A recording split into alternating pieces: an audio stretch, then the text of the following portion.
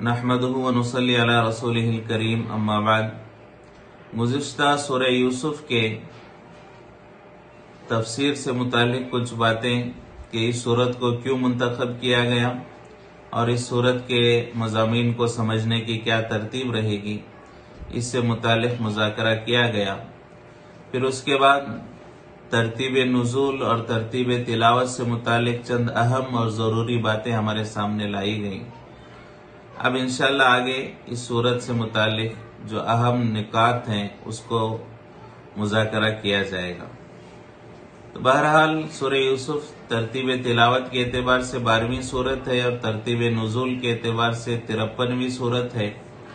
और ये मक्की है। हिजरत से पहले इसको नाजिल किया गया। इसके नुज़ूल का पस मंजर क्या है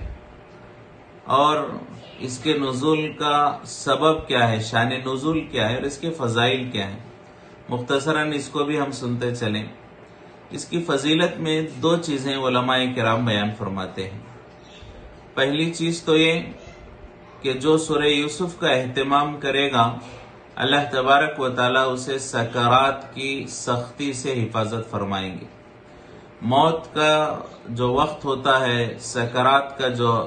हाल होता है, ये बहुत ज्यादा सख्ती होती है और जिसके लिए अल्लाह आसान कर दे वाकई बहुत बड़ी अल्लाह की नेमत है। तो हुजूर पाक सल्लल्लाहु अलैहि वसल्लम ने इरशाद फरमाया, सूरह यूसुफ की बरकत से अल्लाह सकरात की तंगी से हिफाजत फरमाएंगे। दूसरी चीज उलमाए किराम ये बयान फरमाते हैं, सूरह यूसुफ के पढ़ने से अल्लाह हालात को दूर फरमाएंगे और जो मसाइल हैं, जो तकालीफ हैं, आजमाइशें हैं, अल्लाह उनसे हिफाजत फरमाएंगे। तो हालात और तकालीफ से हिफाजत के लिए बहुत ज्यादा मुफीद सूरह यूसुफ की तिलावत है और सकरात की तंगी और सख्ती से हिफाजत के लिए भी सूरह यूसुफ का एहतमाम करना चाहिए। बहुत सारे सहाबा इसका खुसूसन एहतमाम किया करते हैं। हजरत उस्मान गनी रदी अल्लाह तआला अन्हु के बारे में आता है, रोजाना फजर की नमाज में सूरह यूसुफ को पढ़ा करते और बेतहाशा आंखों से आंसू बहते कि ये सोच कर के इतने बड़े नबी और अंबिया की औलाद, इतने उलुल कद्र हस्ती, इनके साथ कैसे हालात आए, कैसे आजमाइशें आई, पूरा वाकया हजरत यूसुफ अलैहिस्सलाम का सुनकर हजरत उस्मान के आंखों से आंसू बहा करते, बेतहाशा अल्लाह के सामने बिलखुसूस फजर की नमाज में इसको पढ़ते हुए रोया करते थे। तो हमें भी चाहिए कि कसरत से इस सूरत का एहतमाम करें। अल्लाह तबारक व तआला हम तमाम को मौत और सकरात की सख्ती से हिफाजत फरमाए। हर तरह की आजमाइश, परेशानी, इल्ज़ाम, तोहमतों से अल्लाह हमारी पूरी उम्मत की हिफाजत फरमाए। इस सूरत में जो इसके शान नुज़ूल है उसके बारे में उलमा बयान फरमाते हैं कि जब हुजूर पाक सल्लल्लाहु अलैहि वसल्लम ने नबूवत का ऐलान फरमाया तो मक्के वालों ने देखा कि ये तो पूरी जिंदगी हमारे दरमियान गुजार रहे थे और आज ये नबूवत का ऐलान करते हैं, तो आखिर ये नबी कैसे हो सकते हैं। और चूंकि मक्के वालों के पास इल्म नहीं था, मक्के वाले पढ़े लिखे ज्यादा नहीं थे, लिहाजा हुजूर पाक सल्लल्लाहु अलैहि वसल्लम की इस नबूवत के ऐलान के बाद उन्होंने अहले किताब से राब्ता किया। यहूदियों से, मदीने और मदीने के अतराफ में बहुत सारे यहूदी रहा करते थे, नसारा रहा करते थे। तो यहूदियों से राब्ता किया कि हमारे यहाँ पर एक आदमी है जिनका नाम मोहम्मद है और कुरैश के खानदान से हैं, पूरे सिफात हुजूर पाक सल्लल्लाहु अलैहि वसल्लम के बयान फरमाए और हुजूर पाक सल्लल्लाहु अलैहि वसल्लम की सीरत को बयान फरमाया और यहूदियों से पूछा कि ये नबूवत का दावा करते हैं तो क्या ये सही है, तो हमें क्या करना चाहिए, इनसे नबूवत की तस्दीक के लिए क्या पूछना चाहिए कि किस तरह हम इनके नबी होने को मान सकते हैं। तो मक्के वाले चूंकि इल्म नहीं था, अहले किताब से यहूदियों से मालूम करते थे। अहले किताब यहूदियों को इसीलिए कहा जाता है कि वो किताब वाले थे, पिछली आसमानी किताबों को मानने वाले और इल्म वाले थे। लेकिन आमतौर पर देखा गया है कि मक्के वाले सवाल करते और सवाल करने वाले और अनपढ़ और जाहिल, कम इल्म مکے والوں میں سے بہت ساروں نے ایمان کو قبول کیا، لیکن اہل کتاب جو پڑھے لکھے تھے، حضور کی حقانیت کو جانتے تھے، اور حضور پاک صلی اللہ علیہ وسلم کی ایسی تفصیل ان کے کتابوں میں بیان کی گئی تھی تورات میں کہ بہت زیادہ کھل کر حضور پاک صلی اللہ علیہ وسلم کے حالات اس میں تھے، تو وہ حضور کو بہت اچھی طرح جانتے تھے اور حضور کی نبوت کو مانتے تھے، اور حضور پاک صلی اللہ علیہ وسلم کے حق ہونے کو دل مانتا تھا، اس کے باوجود وہ ایمان قبول نہیں کیے۔ تو علماء فرماتے ہیں بہت سارے مرتبہ ہوتا ہے جب کسی کے پاس علم آتا ہے تو یہ علم کبھی کبھی صحیح بات کے قبول کرنے میں حجاب اور رکاوٹ بن جاتا ہے۔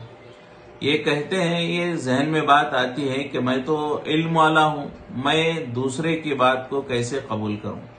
تو اہل کتاب میں سے بہت ساروں کو دیکھا گیا تو وہ ایمان قبول نہیں کیے، حالانکہ حضور کے حقانیت کو جانتے تھے، اور مشرکین چونکہ بہت سارے علم والے بھی نہیں تھے، لیکن اس کے باوجود اکثریت مشرکین کی وہ اسلام قبول کر چکی تھی، اہل کتاب کی اکثریت نے اسلام قبول نہیں کیا۔ اسی کو قرآن میں بھی بیان کیا گیا، اور اللہ تبارک و تعالیٰ نے یہ بھی فرمایا اہل کتاب کو، یؤتیکم ضعفین، کہ اگر جو ہے تم ایمان قبول کرو گے تو تمہیں دوہرا اجر ملے گا۔ اہل کتاب کو فرمایا کہ اگر آپ ایمان قبول کرو گے تو دوہرا اجر ملے گا۔ پہلا اجر تو اس لیے کہ آپ تورات پر عمل کرتے تھے، اب دوبارہ حضور پاک صلی اللہ علیہ وسلم پر نازل ہونے والی کتاب قرآن پر عمل کرو گے تو دو شریعتوں پر، دو آسمانی کتابوں پر عمل کرنے کی وجہ سے تمہیں دوہرا اجر اور ثواب دیا جائے گا۔ اس کے باوجود بہت سارے اہل کتاب نے ایمان قبول نہیں کیا۔ تو بہرحال مکے والوں نے حضور کی نبوت کا اعلان سنا تو تصدیق کے لیے یہودیوں سے رابطہ کیا۔ یہودیوں نے بہت سارے باتیں بیان فرمائی، لیکن اس صورت کا جو نزول کا سبب ہے، اس موقع کا واقعہ ہے کہ یہودیوں سے سوال کیا گیا تو یہودیوں نے کہا کہ آپ جو ہے محمد صلی اللہ علیہ وسلم سے پوچھیں کہ ذوالقرنین کون ہیں۔ ایک سوال تو حضرت ذوالقرنین کے بارے میں کہ وہ کون ہیں، کیسے بادشاہت ہے، ان کی حکومت کتنی تھی۔ دوسرا سوال روح کے سلسلے سے کیا گیا کہ روح کے بارے میں پوچھے کہ روح کی کیا حقیقت ہے۔ تیسرا سوال حضرت یوسف علیہ السلام کے بارے میں کہا گیا کہ یوسف علیہ السلام کا کیا واقعہ ہے، اور ان کے بھائی فلسطین اور سوریہ سے، شام سے مصر کیوں گئے تھے۔ یوسف علیہ السلام کے بھائیوں نے جو شام سے مصر کا سفر کیا تھا اس کی کیا وجہ تھی۔ یہ بات یہودیوں نے گویا کہ 3 سوالات کی، اس کے جوابات اللہ نے بیان فرمائے۔ تو اسی میں سے ایک سوال حضرت یوسف علیہ السلام کے بارے میں تھا، تو اللہ تبارک و تعالیٰ نے اس کی وضاحت کے لیے مکمل ایک پوری سورت اللہ تبارک و تعالیٰ نے جو ہے سورہ یوسف کی نازل فرمائی ہے۔ قرآن میں اللہ نے بہت سارے نبیوں کے واقعات کو بیان فرمایا ہے، اور جو ہے اس کا نظام یہ رہا کہ جس وقت میں جس نبی کے زندگی کے جو حالات اس امت کے لیے رہبری تھے انہی حالات کو بیان کیا گیا، اس نبی کی پوری زندگی نہیں بیان کی گئی۔ جیسا کہ حضرت موسیٰ علیہ السلام ہے تو موسیٰ علیہ السلام کا واقعہ ایک جگہ نہیں، پورے قرآن میں تقریباً ہر پارے میں جو ہے موسیٰ علیہ السلام کا واقعہ ہمیں ملے گا۔ تو اللہ کا عموماً یہ نظام رہا کہ نبیوں کی زندگی کے جو حالات جس موقع پر امت مسلمہ کے لیے رہبری کا ذریعہ ہوتے تو اس کو بیان کرتے، باقی پوری زندگی ان نبیوں کی اس موقع پر بیان نہیں فرماتے۔ لیکن سورہ یوسف میں اللہ تبارک و تعالیٰ نے ایک الگ ترتیب اختیار فرمائی کہ پوری سورت یوسف میں اللہ نے حضرت یوسف علیہ السلام کی پوری سورت کو ایک ہی مرتبہ میں نازل فرمایا۔ اس کی وجہ کیا ہے؟ بہت سارے وجوہات ہیں۔ ایک وجہ علماء یہ بیان فرماتے ہیں کہ مکے والوں میں بالخصوص جو ہے عرب میں یہ تھا کہ وہ قصہ گوئی کو اور قصہ بیان کرنے کو ایک کمال اور ہنر کی بات سمجھتے، اور خاص طور سے مکے میں ایک آدمی نظر نامی ایک آدمی تھا جو ملک شام وغیرہ کا سفر کرتا، تو وہاں سے آنے کے بعد وہاں کے قصے کہانیوں کو سن کر آتا اور مکے میں لوگوں کو جمع کرتا، اور اس کو چونکہ مکے والے عربی زبان پر بڑی مہارت تھی تو اچھے انداز میں، بہترین انداز میں لوگوں کو جمع کر کے وہ قصہ بیان کرتا. پھر اس کے بعد یہ کہتا کہ دیکھو میں نے قصہ بیان کیا ہے اور حضور پر بھی آیتیں اترتی ہے، محمد بھی کچھ آیتیں پڑھ کر سناتے ہیں، تو تم ہی بتاؤ کہ میرے قصے کے اندر زیادہ جاذبیت ہے، میرا قصہ بیان کرنے کا طریقہ زیادہ اچھا ہے، یا محمد پر جو آیتیں نازل ہوتی ہیں، جو محمد پڑھ کر سناتا ہے اس کا انداز زیادہ بہتر ہے. تو لوگوں کو کہتا ہے کہ میرا انداز زیادہ بہتر ہے یا حضور کا انداز زیادہ بہتر ہے، تو لوگ کہتے ہیں کہ تمہارا انداز زیادہ بہتر ہے. تو وہ قصہ بیان کرنے میں گویا کہ ماہر تھا، اور عرب جو ہے اپنے آپ کو اس میں خصوصیت اور امتیازیت سمجھتے تھے کہ ہم جیسا کوئی قصہ کہانی بیان نہیں کر سکتا. تو اللہ تبارک و تعالیٰ نے عربوں کے اس جو ہے بات کو سمجھانے کے لیے، اور عربوں کا جو جس بات پر انہیں فخر تھا اس کو جو ہے توڑنے کے لیے، اللہ نے ایک ہی مرتبہ میں پورا یوسف علیہ السلام کا واقعہ بیان فرمایا، اور ایسے بہترین انداز میں بیان فرمایا کہ پوری زندگی کے حالات حضرت یوسف علیہ السلام کے اور جو عبرت کی باتیں تھے وہ. اور یوسف علیہ السلام کا ایک قصہ سنیں گے تو کوئی ایک آیت بھی ایسی نہیں ملے گی جو بیکار میں تھی، یا جس کا بیان کرنا ضروری نہیں تھا، یا جس بات کے تذکرے کے بغیر یوسف علیہ السلام کا جو ہے واقعہ مکمل ہوتا. ایسی کوئی ایک آیت یا ایک جملہ، ایک لفظ بھی نہیں ملے گا جو زائد ہو، جس کا بیان کرنا ضروری نہیں تھا. حضرت یوسف علیہ السلام کے اس واقعے میں دیکھیں کہ ایک ایک بات اللہ نے نپی تلی ہوئی بیان فرمائی ہے، کوئی زائد بات نہیں ہے. حضرت یوسف علیہ السلام کے جو واقعے میں جتنے آیتیں، ہر ایک آیت کا اپنا ایک مقام ہے، اپنی ایک افادیت ہے، اس کا اپنا ایک مقصد ہے اور اس کا اپنا ایک نفع ہے. اس کے بغیر وہ واقعہ مکمل نہیں ہو سکتا تھا. اور ہر پورے واقعے کو اگر ہم دیکھیں تو کوئی بات نہیں چھوٹی، ایسے بہترین انداز میں بیان فرمایا کہ کوئی یہ نہیں کہہ سکتا کہ ان کے فلاں واقعے کو بھی بیان کرنا چاہیے تھا یا فلاں زندگی کے پہلوؤں کو بیان نہیں کیا گیا ہے. ایسا نہیں ہے. حضرت یوسف علیہ السلام کی زندگی کے تمام پہلوؤں کو اور ان پہلوؤں کے تمام جو ہے اہمیت کے حامل باتوں کو اللہ نے بیان فرمایا. تو کوئی بیکار بات بھی نہیں ہے، کوئی زائد بات بھی نہیں ہے، اور کوئی بات چھوٹ گئی ہو ایسا بھی نہیں ہے. تو بہترین انداز میں، اس سے بہتر کوئی قصہ بیان ہی نہیں کیا جا سکتا. اللہ نے ایسے انداز میں، گویا کہ قرآن کا ایک اعجاز یہ بھی ہے، اللہ نے اس صورت میں اسے بیان فرمایا. تو پورا واقعہ ایک ہی جگہ بیان کرنے کی ایک وجہ یہ ہے کہ اللہ مکے والوں کے اس زعم اور اس تکبر اور اس فخر کو بھی توڑنا چاہتے تھے. دوسرا یہ فرمایا کہ یوسف علیہ السلام کی زندگی میں حضور پاک صلی اللہ علیہ وسلم کی زندگی میں بہت زیادہ ربط ہے، دونوں کے حالات میں مماثلت ہے، ایک جیسے دونوں کے حالات ہیں، اور بہت زیادہ دونوں کے درمیان جو ہے مماثلت ہے. اس لیے اللہ تبارک و تعالیٰ نے اسے پورے واقعے کو اللہ نے بیان فرمایا. مکی زندگی میں یہ واقعہ نازل ہوا تو حضور پاک صلی اللہ علیہ وسلم بہت زیادہ حالات میں تھے، صحابہ کرام بھی بہت زیادہ حالات میں تھے. مکے کے حالات ہم جانتے ہیں کہ مسلمانوں پر، ایمان والوں پر کیسے تکلیفیں ہو رہی تھیں، کوڑے برسائے جا رہے تھے، کس طرح سے عذابات دیے جا رہے تھے، اور خود حضور پاک صلی اللہ علیہ وسلم پر کیسے حالات ہے. آپ کے راستے میں کانٹے بچھائے گئے اور آپ کے بدن پر گندگی ڈالی گئی. آپ نماز پڑھ رہے ہیں تو اونٹ کی اوزڑی آپ کی پیٹھ پر ڈالی گئی، آپ کے گلے میں چادر ڈال کر کھینچا گیا، یہاں تک کہ آپ کی سانسیں اکھڑنے لگی. اور فرمایا کہ آپ کے نورانی اور مبارک چہرے، جس چہرے کی برکت سے چاند و سورج کو روشنی ملی، جس چہرے کی برکت سے کائنات کو منور کیا گیا، اس نورانی اور مبارک چہرے پر تھوکا گیا.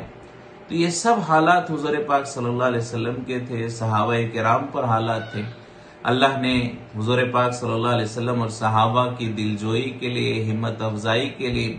تسلی کے لیے حضرت یوسف علیہ السلام کے واقعے کو بیان فرمائے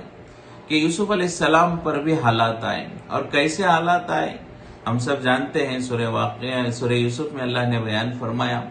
حالانکہ یوسف علیہ السلام ایک اولو العزم نبی ہیں، یہ اونچے نسب والے ہیں، یہ نسب کے اعتبار سے بھی حضور اور حضرت یوسف میں بڑا ربط ہے کہ حضور پاک صلی اللہ علیہ وسلم کا خاندان بھی اونچا تھا، نسب بھی اونچا تھا۔ قریش پورے عرب میں بہت زیادہ اونچی شان والا خاندان تھا، تو اس طرح سے حضرت یوسف علیہ السلام کا خاندان بھی بہت اونچا تھا۔ حضور پاک صلی اللہ علیہ وسلم نے یوسف علیہ السلام کے بارے میں فرمایا کریم ابن کریم ابن کریم ابن کریم، 4 مرتبہ اللہ کے رسول پاک صلی اللہ علیہ وسلم نے کریم کا لفظ استعمال فرمایا، کریم ابن کریم ابن کریم ابن کریم، یعنی یوسف علیہ السلام کریم ہے اور ان کے والد یعقوب علیہ السلام کریم ہے، پھر ان کے والد حضرت اسحاق علیہ السلام کریم ہے، پھر ان کے والد سیدنا ابراہیم علیہ السلام کریم ہے۔ تو اتنا اونچا نسب کہ یوسف علیہ السلام یعقوب علیہ السلام کے بیٹے ہیں، یعقوب علیہ السلام حضرت اسحاق علیہ السلام کے بیٹے ہیں، اور حضرت اسحاق علیہ السلام سیدنا ابو الانبیاء حضرت ابراہیم علیہ السلام کے بیٹے ہیں۔ تو حضرت ابراہیم علیہ السلام کے نسل اور 4 انبیاء، یوسف علیہ السلام بھی نبی، یعقوب علیہ السلام بھی نبی، اور حضرت اسحاق علیہ السلام بھی نبی، اور حضرت ابراہیم علیہ السلام بھی نبی ہیں۔ تو اتنے اونچے خاندان والے ہیں، اور حضور پاک صلی اللہ علیہ وسلم کا خاندان بھی بہت اونچا ہے، تو دونوں کے درمیان ربط ہے، ایک مماثلت ہے اور ایک طرح کے حالات ہیں۔ تو اتنا اونچا خاندان ہونے کے باوجود حضرت یوسف علیہ السلام پر کیسے حالات آئے، تو یہ حضور پاک صلی اللہ علیہ وسلم کی تسلی کے لیے اور آپ صلی اللہ علیہ وسلم کی ہمت کے لیے بیان فرمائے۔ اسی طرح اور بھی بہت ساری چیزیں ہیں جو یوسف علیہ السلام اور حضور پاک صلی اللہ علیہ وسلم کے درمیان باہمی ایک جیسے حالات ہیں،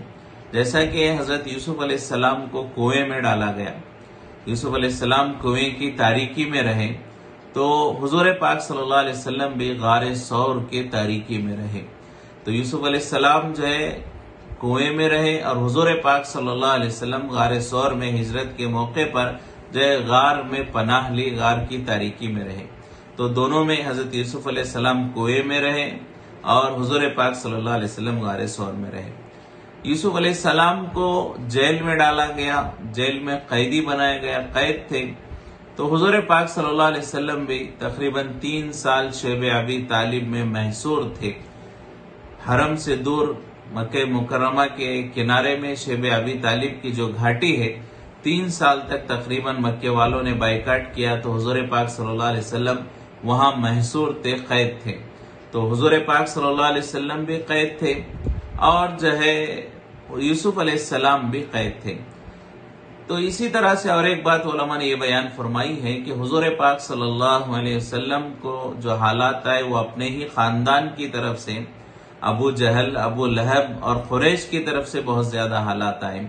اور حضرت یوسف علیہ السلام پر جو حالات آئے وہ بھی اپنے بھائیوں کی طرف سے حالات آئے۔ تو یوسف علیہ السلام کے حالات اور آزمائش کا ذریعہ انہی کے بھائی تھے، تو حضور پاک صلی اللہ علیہ وسلم کے حالات اور پریشانی اور تکالیف کا ذریعہ بھی انہی کا خاندان، گویا کہ انہی کے بھائی تھے۔ تو یہ بہت ساری چیزیں دونوں کے درمیان ایک جیسی ہیں کہ دونوں کا نسب اعلیٰ تھا، دونوں کو حالات اپنے ہی لوگوں کی طرف سے آئے تھے، دونوں کو قید کیا گیا، دونوں کو جو ہے تاریک جگہ میں پناہ لینا پڑا۔ تو یہ سب حالات کو دیکھتے ہوئے اللہ تبارک و تعالیٰ نے یوسف علیہ السلام کے واقعے کو بیان فرمایا، اور گویا کہ اللہ تبارک و تعالیٰ نے تسلی دی کہ جیسے یوسف پر ابتدائی زمانے میں حالات آئے، پھر اللہ کی مدد آئی، تو آپ پر بھی ابتدائی زمانے میں حالات آ رہے ہیں، تو آپ غم نہ کریں، امید رکھیں آئندہ اللہ کی مدد ضرور آئے گی، اس لیے کہ اس پورے کائنات کے نظام کو چلانے والے اللہ ہیں۔ تو اللہ تبارک و تعالیٰ جیسا چاہتے ہیں ویسا ہوگا۔ تو جیسے یوسف علیہ السلام کے ساتھ اللہ کی مدد تھی، تو حضور پاک صلی اللہ علیہ وسلم کو بھی اور آپ کے ذریعے قیامت تک آنے والے انسانوں کو بھی، بالخصوص صحابہ کو یہ ہمت دلائی گئی کہ آپ پر بھی اللہ کی مدد ہوگی۔ یہ ابتداً حالات مقابل ہوں، لیکن اللہ کے لیے کوئی ضروری نہیں حالات کا موافق ہونا، جب چاہے اللہ جیسے چاہے اپنے نظام کو بدل سکتے ہیں، مخالف کو موافق بنا سکتے ہیں، اور اللہ ہر حال میں اپنے بندوں کی مدد فرماتے ہیں۔ تو ان حالات کی وجہ سے اس سورت کو نازل کیا گیا، حضور پاک صلی اللہ علیہ وسلم پر مکے میں اس سورت کو اتارا گیا۔ آئندہ اس سورت کے اور مضامین کو آئندہ کے درس میں انشاءاللہ سننے کی کوشش کی جائے گی۔ اللہ تبارک و تعالی ہم تمام کو اس سورت کو سمجھنے اور اس پر عمل کرنے اور حالات میں اللہ کی طرف متوجہ ہونے اور اللہ کی طرف سے جو بھی حالات ہیں بے صبرہ اور ناشکرہ نہ ہوتے ہوئے امید رکھنے کی اور اللہ سے دعا کرنے کی، عافیت مانگنے کی توفیق نصیب فرمائے۔ وآخر دعوانا ان الحمدللہ رب العالمین۔